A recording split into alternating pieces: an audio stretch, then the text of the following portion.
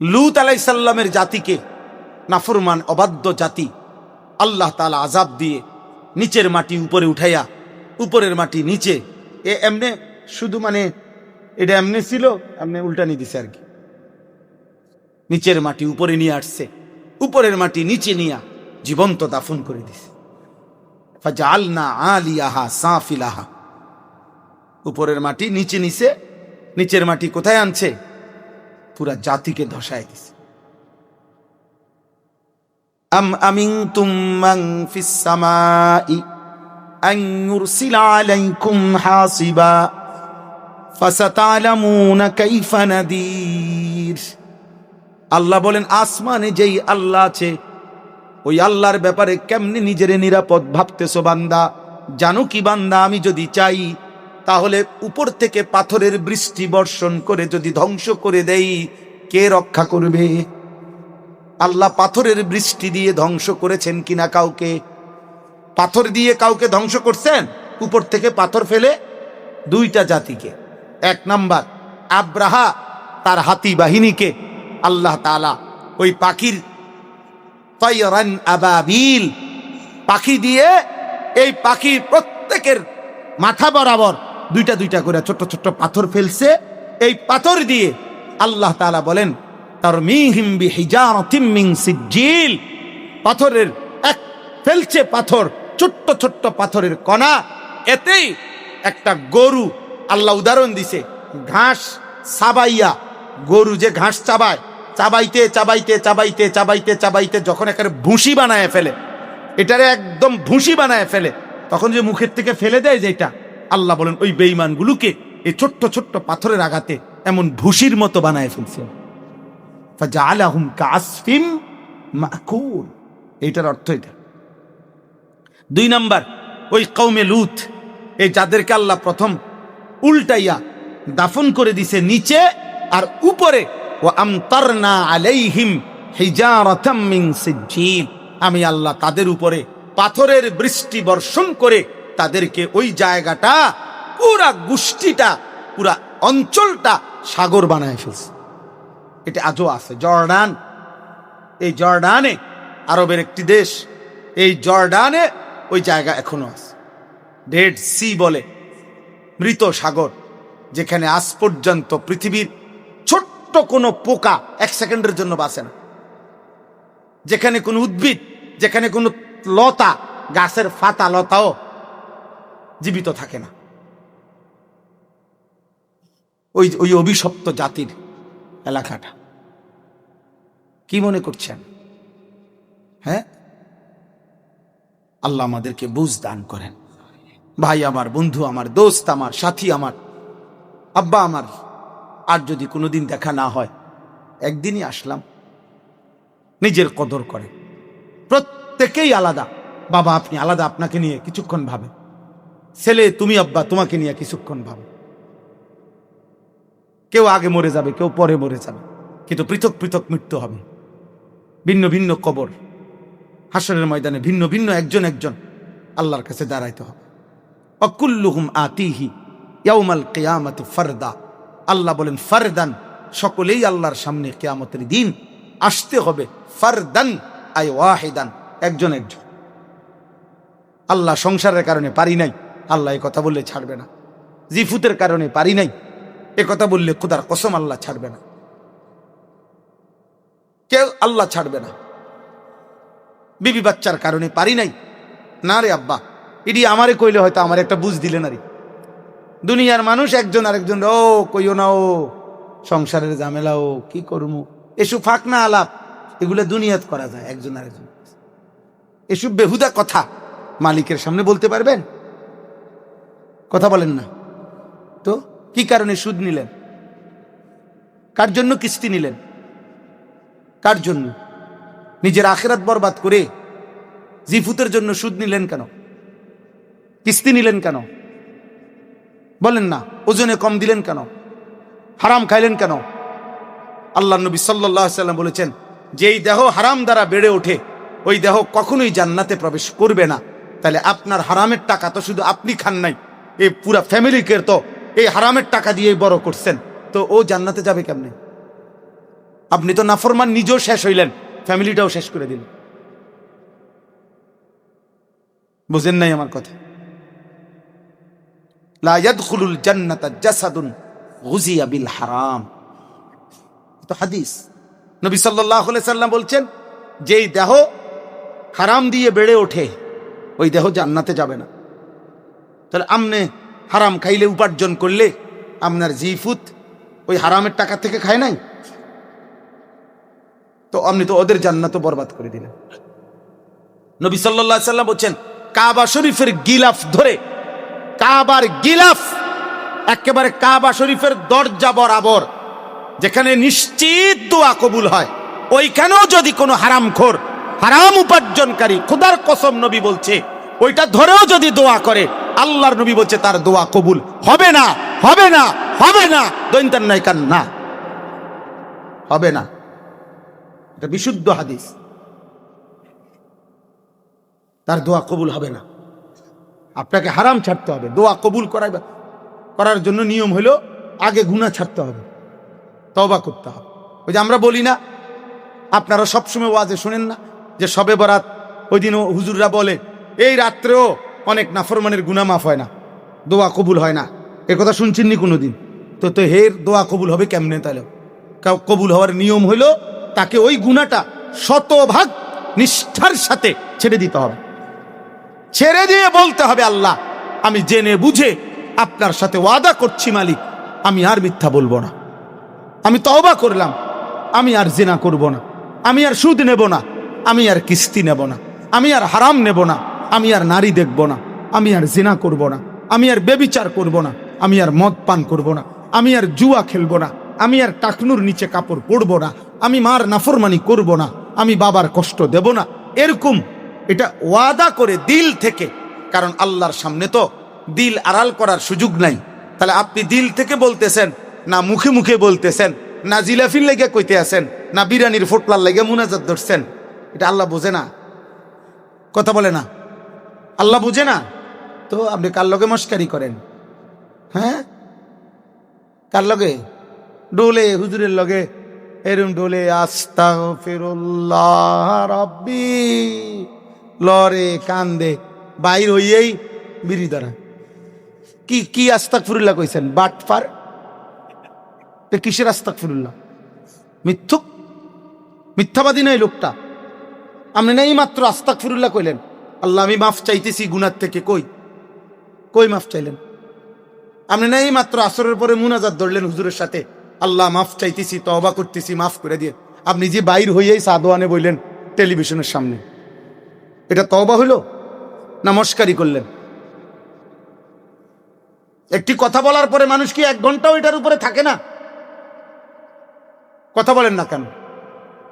তো বুঝাই গেল, আমার কথা শক্ত হইলে মাফ করে দিয়েন, কিন্তু আপনি আপনি নাহলে প্রতিবাদ করেন, জবাব দেন, আপনি কি বলতে চান? আল্লাহ আখিরাত মামুলি না।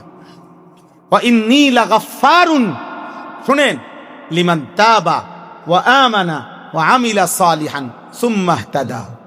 আল্লাহ বলছে আমি নিশ্চিত তাকেই মাফ করব, 1 যে তওবা করলো, 2 আমার কথা মেনে নিল, 3 নেক আমল শুরু করলো, 4 অতঃপর হেদায়েতের পথে চলতে লাগলো, আমি তাকেই বললাম নিশ্চিত মাফ করে দাও। তো কোরআন শরীফের আয়াত, ইল্লা মান তাবা ওয়া আমানা ওয়া আমিলা সালিহান ওয়া আমিলা আমালান সালিহান ফাউলাইকা ইউবাদদিলুল্লাহু সাইয়্যাতিহিম হাসানাত। আল্লাহ বলে যে তওবা করলো, আমি আল্লাহর কথা মেনে নিল, সমস্ত নেক আমল শুরু করে দিল, আমি ওয়াদা দিলাম তার সমস্ত গুনার পৃষ্ঠা আমল নামার থেকে মুছে ওই পৃষ্ঠাগুলোতে নেকি পুরায় দেব। তাইলে তওবা মানে শুধু তওবা তওবা আস্তাগফিরুল্লাহ আস্তাগফিরুল্লাহ, এটা তো একটা অংশ। আল্লাহ আমাদেরকে বুঝ দান করে।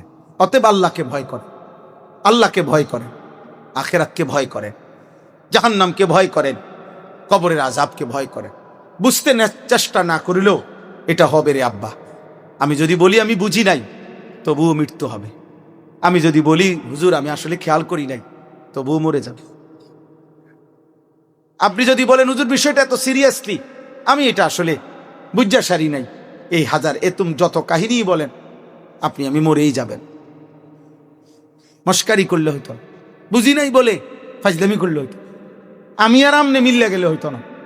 ইমাম আর মুসল্লি একজোট হইয়া গেলে বেহেস্ত নাকি?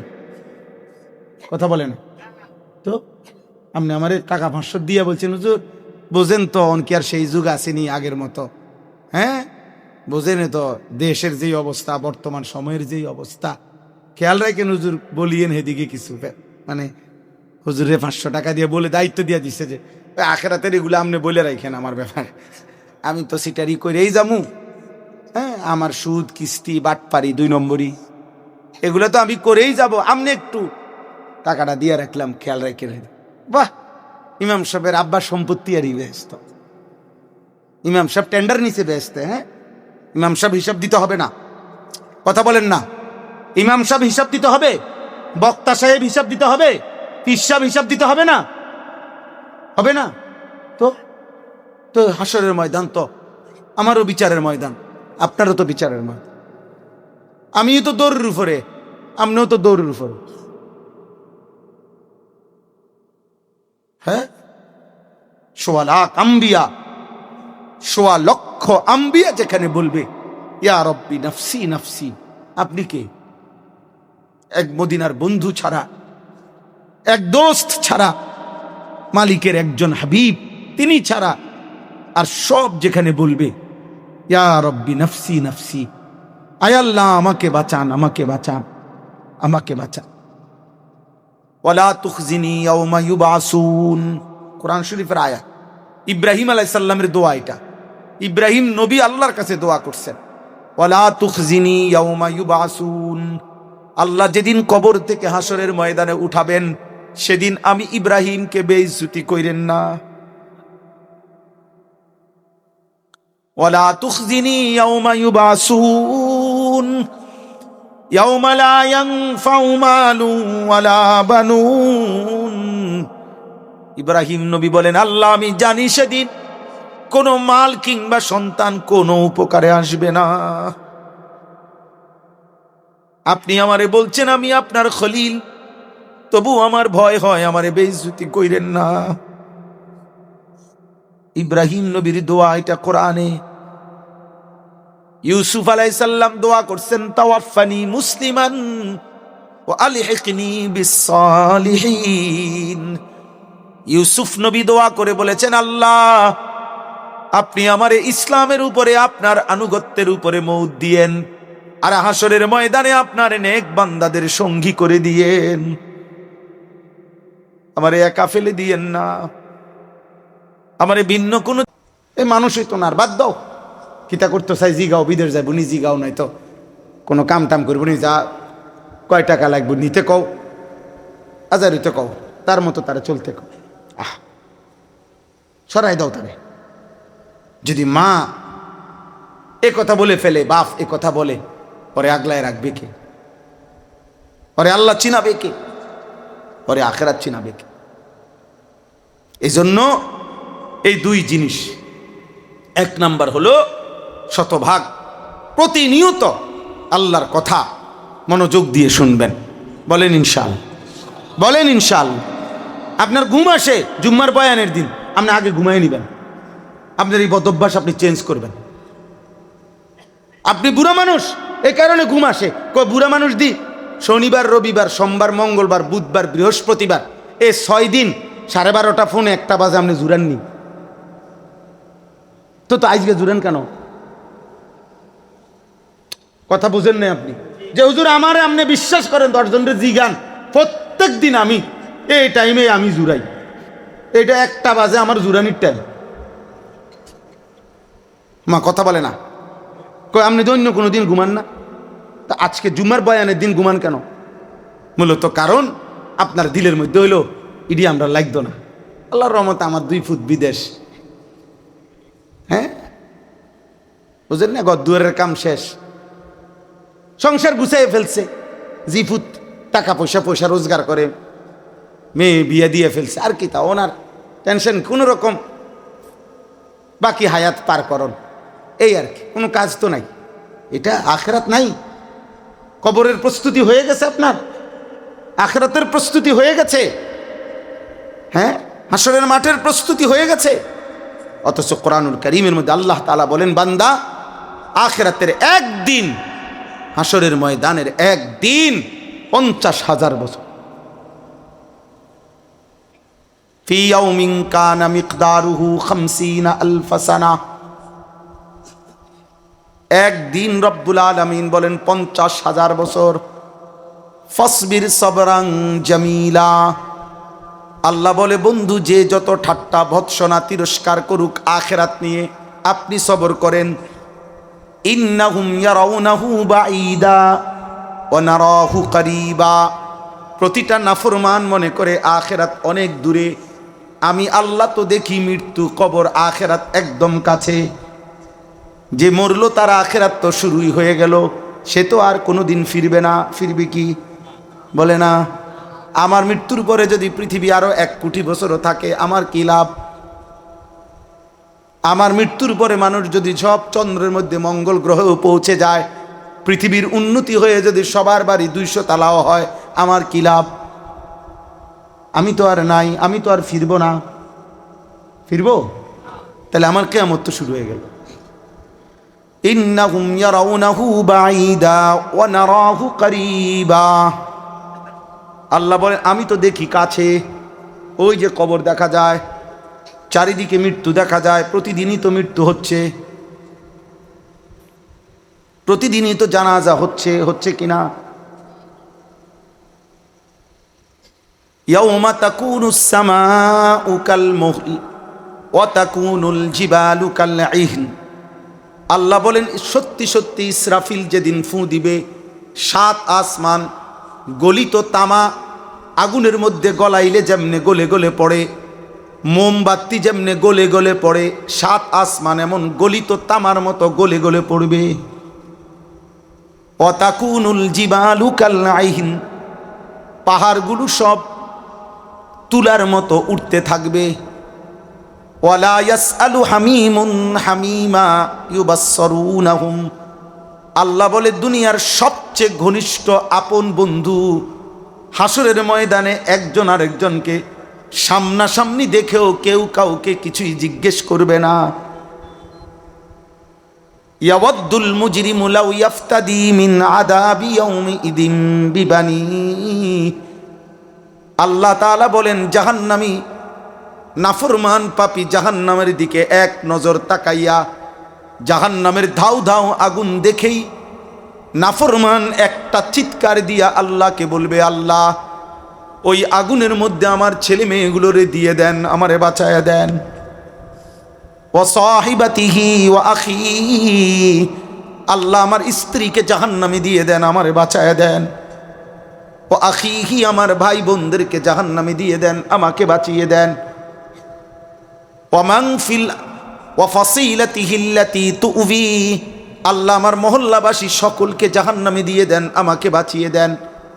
ওয়ামান ফিল আরদি জামিআন সুম্মা ইউনজি। আল্লাহ বলে, এই পৃথিবীর নাফরমান বলবে, আল্লাহ গোটা হাসরের ময়দানের সবগুলো মানুষকে জাহান্নামে দিয়ে দেন, তবু আমারে বাঁচান, আমি পারবো না মালিক এমন আগুন সইতে।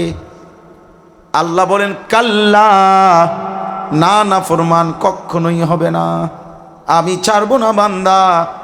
আজ হাসরের ময়দান মাফ করার ময়দান না, বিচারের ময়দান।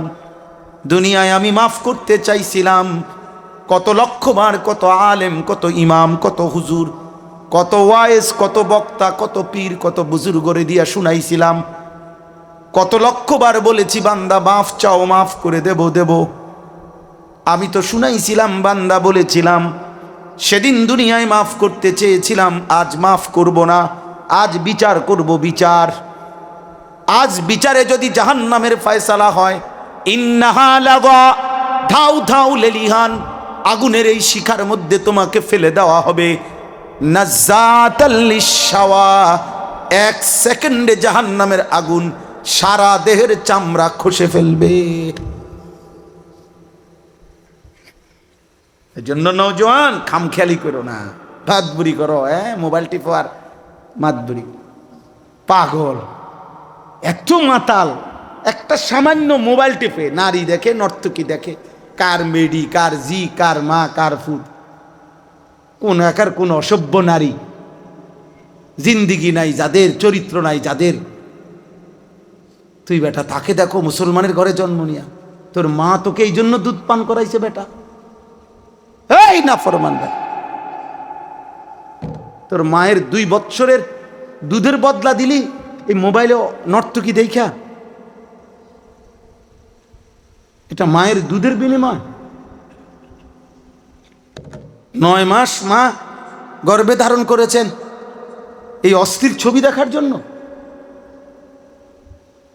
আল্লাহকে একটা সেজদা দিবা না, 1 ওয়াক্ত নামাজ পড়বা না, এত বড় জানোয়ার তোর জন্য বেটা তোর মা দুধ পান করাইছে বেটা।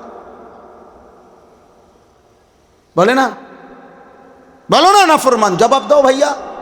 আজকের সারা দিনে 1 ওয়াক্ত নামাজ পড়ো নাই, যেই বেয়াদব তুমি বেয়াদব, এখানে দাঁড়ায়া জবাব দাও। আমি চ্যালেঞ্জ করলাম, আসমানের নিচে জমিনের উপরে তোর চাইতে বড় বেয়াদব আর কেউ নাই, এর চাইতে কোনো বেয়াদব আর কেউ হইতে পারে না। কোনো কুত্তা এত বড় বেয়াদব না, কোনো শুকর এত বড় বেয়াদব না, বেনামাজি যত বড় বেয়াদব। কোনো কুত্তারে যদি বলতো এর চাইতে কমবার কুত্তায় সেজদা দিত। মালিক তোকে প্রতিদিন 5 ওয়াক্ত নামাজে আজান দিয়া ডাকে, কত বড় হাইওয়ান এটা! যার আসমান, যার জমিন, যার আলো, যার বাতাস, যার রিজিক, যার খাদ্য, যার খাবার, তাকে একটা সেজদা দিবা না? একদিনও না? 365 দিনে একদিনও ফজরের নামাজ পড়তা না? মানুষের বাচ্চা তুমি, মুসলমানের ঘরে বাচ্চা তুমি, 365 দিন মামুলি কথা মিয়া, একদিনও ফজরের নামাজ পড়তা না? একদিনও না, কোনোদিনও না?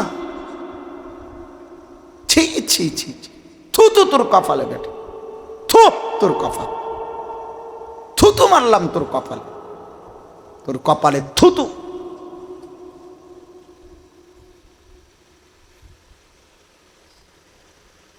আফসুস,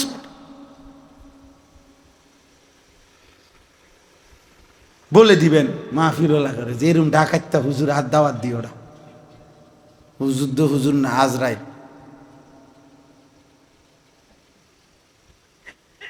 আর আসতাম দরকার না, 2বার নিয়ত ওয়াজও করি না, আরেকবার কি দরকার? আই না, একবার সুযোগ পাইছি, একবারই তো সই, আরেকবার কি? হ্যাঁ বলো না ভাই, ইনসাফ করো ভাই। কুল হুয়াল্লাযী যারাআকুম ওয়া ইলাইহি যারাআকুম ফিল আরদি ওয়া ইলাইহি তুহশারুন। আল্লাহ রাব্বুল আলামিন বলেন, আমি তো গোটা পৃথিবীতে ছড়িয়ে দিলাম তোমাদেরকে, আবার আমার কাছেই তো ফেরত আসবে, আমারে ভুলবা কেন?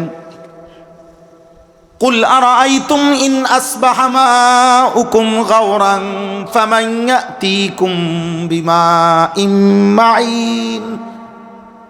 আল্লাহ তাআলা বলেন, প্রতিদিন এই কোটি কোটি মানুষ যেই পানি পান করে, ব্যবহার করে, বলো তো বান্দা, একদিন ভোরে আমি আল্লাহ তাআলা যদি গোটা পৃথিবীর সবটা পানি যা নিচ থেকে উঠে, সেইটার নির্দিষ্ট যেই স্তর, যেটুকু স্তর থেকে পানিটা উঠে, আমি যদি পানির ধারাটা তার চাইতে নিচে 7 তবক জমিনের নিচে নিয়ে যাই, বলো না বান্দা, পৃথিবীর কে তোমাদের জন্য 1 বেলার পানি উঠায় দিবে?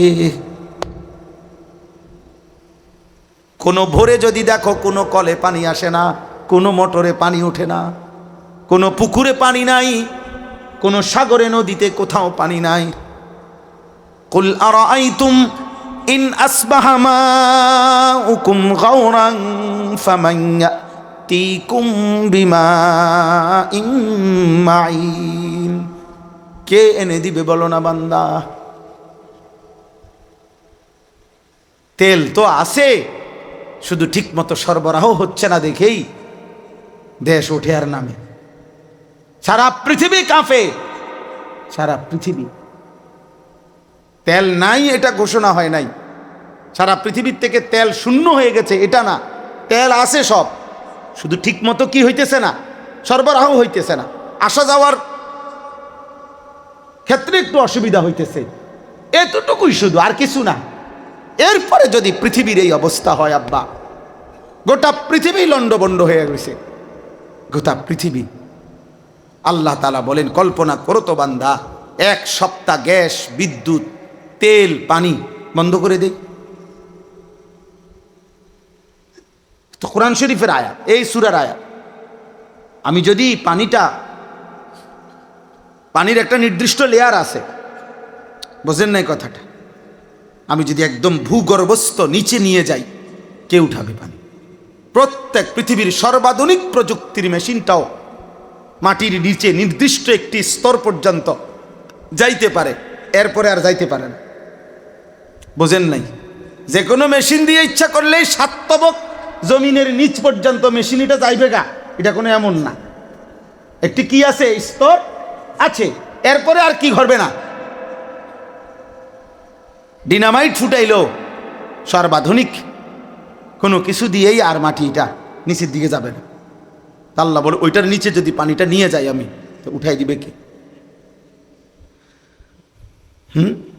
আমিনতুম মান ফিস সামাই আন ইয়াখসিফা বিকুমুল আরদা ফাইদা হিয়া তামুর। ওই আসমানে যিনি আছে, আল্লাহ বলে, তার ব্যাপারে তোমরা কেমনে নিরাপদ মনে করলা নিজেকে? আমি আল্লাহর ব্যাপারে, আমি যদি চাই জীবন্ত দাঁড়িয়ে আছো কিংবা বসে আছো কিংবা শুয়ে আছো, এই অবস্থায় যদি আমি জীবন্ত মাটির নিচে ধসায়া ফেলি, তো কোন আব্বা তোমাদেরকে রক্ষা করবে? কথা বলে না? আছে তো? আল্লাহ এরকম মাটির নিচে জীবন্ত মানুষকে ধসায় ফেলছে এমন নমুনা পৃথিবীতে আছে? কে? কারুনকে আল্লাহ জীবন্ত মাটির নিচে ধসায় ফেলছে। আর কে? কওমে লূত,